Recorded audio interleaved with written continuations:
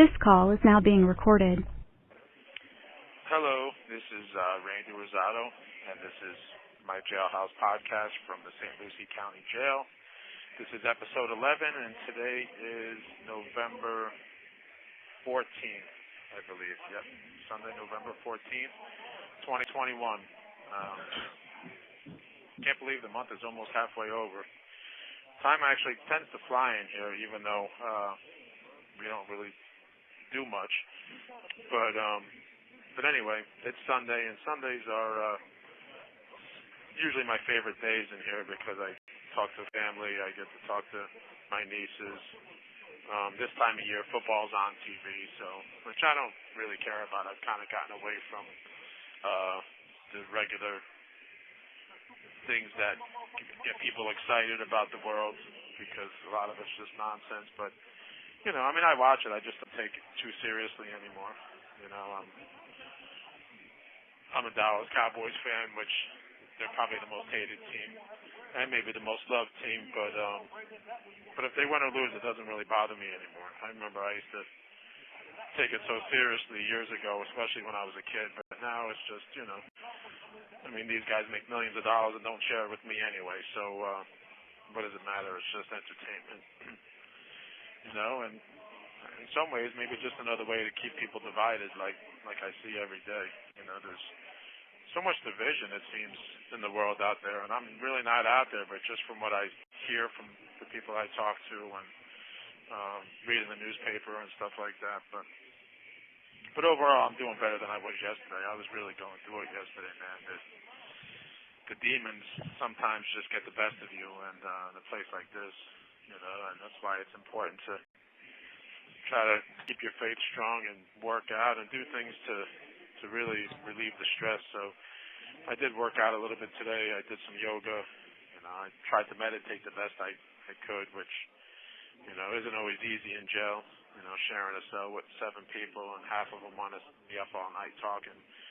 So, when there is some silent time, I take advantage and I try to meditate. So I was fortunate enough to find myself as the only one awake for an hour or two early this morning. And rather than go back to sleep, I said, let me enjoy this moment and the silence and do what I can. So I did that. But yeah, Sundays though, like I said, I get to talk to people. So I talked to my friend Kevin, who's been my best friend for 35, 36 years, since we were in 6th grade. And he's just an amazing guy, and he lifts up my spirits every week. Every Sunday I talk to him, because that's what we do in jail. You kind of find a routine. So some people I talk to whenever, but certain people I have kind of set phone calls with. So, I got to talk to Kevin Sunday like I do every Sunday, and we both look forward to the call. And, he makes me laugh, reminds me of stupid things we used to do, gives me some stupid jokes, but also lifts me up just,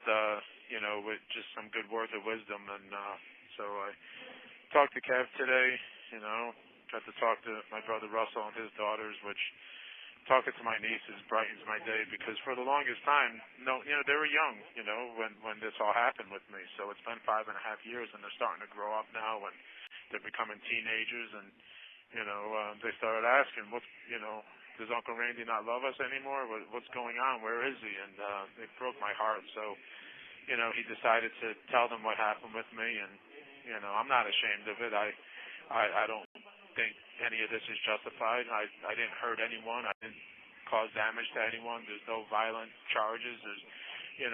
This is just really just people who abuse their power and want to just ruin my life, and they've done a pretty good job. But the beauty of it is my nieces don't hold it against me, and they still love me. And so I got to talk to Russell's 3 girls today, and they just got a new dog, so they were excited. So that was really kind of the highlight of my day. Russell's a great father. Actually, all my brothers are great fathers. Even my oldest brother, who doesn't talk to me anymore. He's part of that side of the family that disowned me over this whole situation, even though they knew nothing about the details. But my other daughter actually just played in the state state semifinals for soccer, and she's doing amazing. You know, I mean, did I say daughter? My other brother's daughter, my other niece. So that's my goddaughter, actually. So, you know, she played in the semifinals. They lost, unfortunately. Most of the team was sick, but they, you know, they did pretty good, and she's already being approached. She's a junior, and she's already being approached by colleges for scholarships, and she's really strong academically. So, you know, those are the things that brighten my day and brighten my life. And I've just got so many good friends out there I just, you know, I gotta show gratitude every day because, you know, so many people. My friend Jamal, I talk to all the time, and he's been there for me 100%. We've known each other almost 20 years already. You know, my other friend Karen, who I also met in the 6th grade with Kevin, I've known her for 35 or 36 years, and just, you know. So even though some people have turned their back on me, people I've known my whole life, you know, Darren and all these people I've known for anywhere between 20 and 30-something years are just always there for me, you know. My friends Dwayne and Jen, it's just, you know, so that's one thing in jail, you know, to be able to pick up the phone and call someone and have someone pick up is just a huge blessing. And so I'm so thankful to all those people. And I'm trying to stay in a positive place today because it's hard. You know, every time you pick up the paper, you don't really see much positive stuff going on.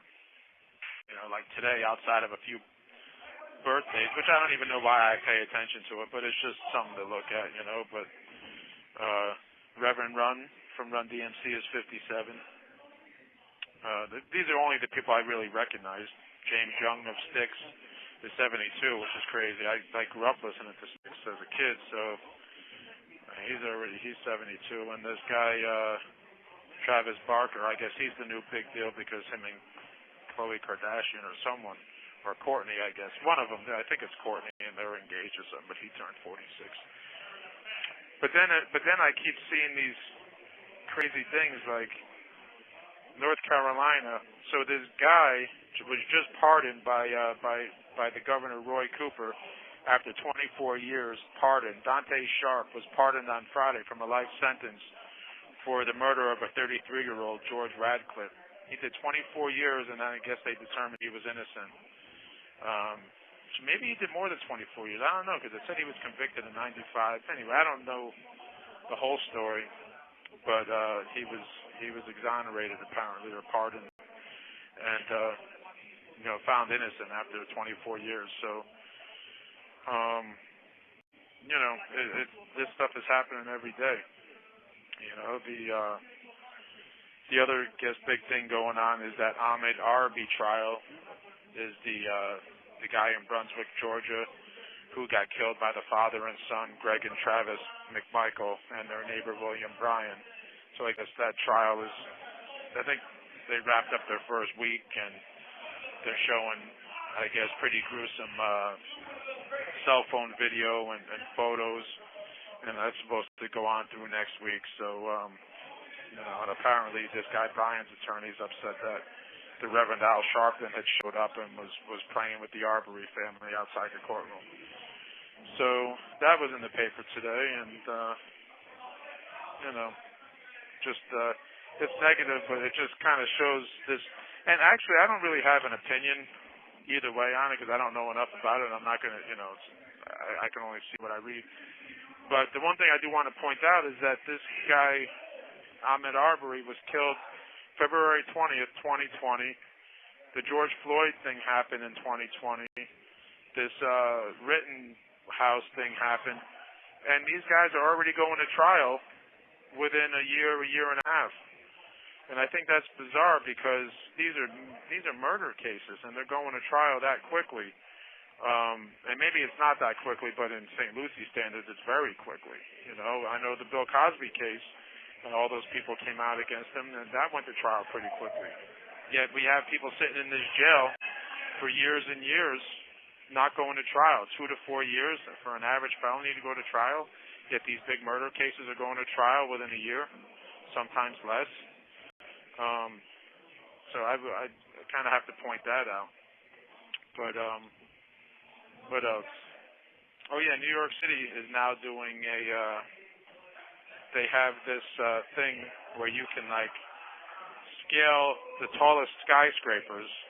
It's called like the Apex or something. It's like 1,271 feet above 10th Avenue, and you're like equipped with these safety harnesses that kind of lets you ascend as if you're like walking in an outdoor staircase or something. So for $185, you can see the skyline by basically scaling a skyscraper. I mean, it actually sounds cool, but I don't know. I've gotten so afraid of heights over the years that I don't know if I would even do it. I've bungee jumped from 50 feet up, and I've jumped out of an airplane from 13,000 feet, but I don't think I'd do it again. I certainly wouldn't jump out of a perfectly good airplane again, but that was a cool thing to do kind of a long time ago when I did it, just to say I did it, I guess. But yeah, that sounds kind of cool though, the New York City thing. That's really kind of about it. I guess that's more negative news. I won't even talk about that. But other than that, I'm just trying to maintain. I'm trying to wonder what's going on with my mail here, though. I'm not receiving mail, and I had an officer tell me about a month or two ago that a bunch of my mail was piled up in the officer station, and it wasn't his shift. He's the day shift, so he said you have to ask the night shift, and I've asked them, and they say they can't find it. So I think they've been messing with my mail. I've complained about this. I never received an order from the appellate court, which was dated 10/27, so it's been over 3 weeks, and I haven't gotten that. I get informed because my mother keeps an eye on it, but I haven't seen the actual order. There was something filed in my case in St. Lucie last week on 11/4. I haven't seen it yet. The document says I was served. So, I don't know why they got me in this jail and they won't move me. They're obviously playing with me and tampering with my mail. So I'm not sure what's going on with that or what even to do about it. I've talked to my attorney, but he's pretty useless because he's not getting anything done with it. But it is what it is, It just I don't know. The system is kind of disturbing.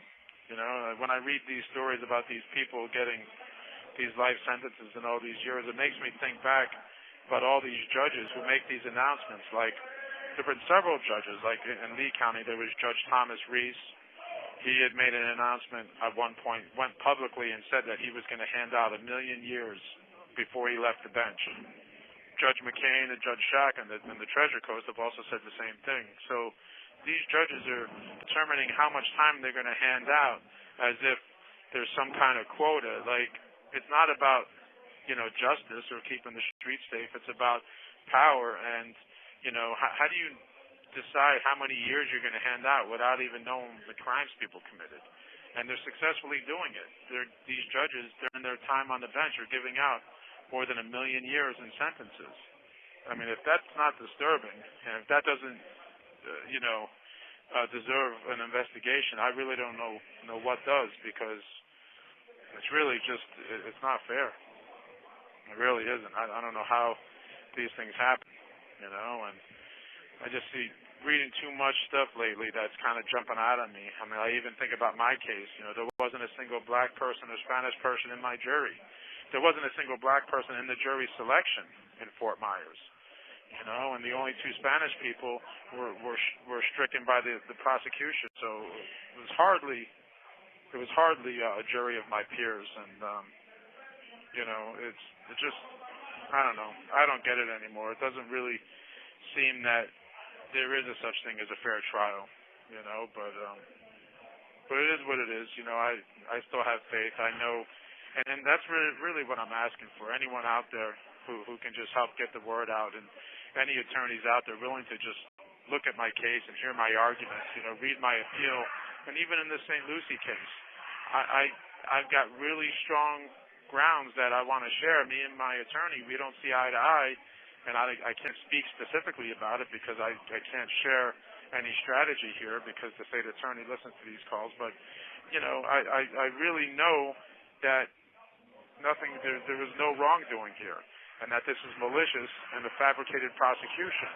just like it was over in Lee County. So I really pray that someone would just hear my arguments, look at my evidence, and give me an honest opinion, because, you know, any attorney the court appoints is going to just go with their narrative and kind of, you know, serve me up to them, and that's what I'm dealing with now. So, you know, I just really ask anyone to help in that respect. You know, I've got a good attorney and criminal investigator in New York that is helping me with my with some post-conviction stuff, and you know, I'm trying to raise some funds to be able to retain them. And I feel very good about this organization. They've had a lot of success. So, you know, I just look forward to, you know, having my story heard and having someone really just take an interest. So I hope anyone out there would be willing to share it, especially after looking at some of my arguments in the randallrosado.blogspot.com. That, you know, you see the arguments from my appeal, and even the stuff I found since then, showing that the illegal arrest in New York, you know, the perjury by the Lee County State investigator, the extortion attempt by the prosecutor, you know, all this stuff is public information now, and it's all been, unfortunately, some of the perjury stuff wasn't verified until after the trial and after the appeal, because I didn't get it until just this past August, but you know, it's very clear. But anyway, other than that, you know, just making the best of things and you know, trying to stay positive here, and that's what I'm going to do.